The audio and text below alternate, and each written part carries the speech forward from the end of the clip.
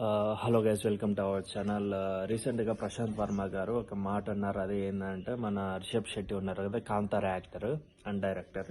దాని గురించి ముందుగా ఫస్ట్ ఏమనుకున్నారంటే, హనుమాన్ మూవీలో మన రిషబ్ శెట్టినే ఫస్ట్ అనుకున్నారంట. బట్ కొన్ని సిచ్యువేషన్స్ ద్వారా మన వేరే వాళ్ళు తీసుకోవాల్సిన పరిస్థితి అయితే వచ్చింది. ఖచ్చితంగా తిను అయితే ఒక పీసీయూలో పార్ట్ అయితే ఉన్నారు అని అయితే మన ప్రశాంత్ వర్మ గారు రీసెంట్గా అయితే ఒక పోస్ట్ అయితే చేశారు. అది చాలా అంటే చాలా హ్యాపీగా అనిపించింది. ఎందుకంటే అంత అంటే ఇప్పుడు కాంతారా మూవీ చూసారు, ఒక 15 కోట్లు పెట్టి 425 కోట్లు కలెక్షన్ చేసిందంటే అది మామూలు విషయం కాదు. అలాంటి ఒక అంత వెయిట్ ఉన్న ఒక క్యారెక్టర్ని అలానే ఇంత ఈజీగా డీల్ చేసిన అతనికి ఈ పీసీయూలో క్యారెక్టర్స్ ఉన్నాయి కదా, ఈ చాలా వెయిట్ ఉన్న క్యారెక్టర్స్ రోజు రోజుకు చూసుకుంటా ఉంటే క్యారెక్టర్స్ అనేవి చాలా ఇంక్రీజ్ అవుతున్నాయి.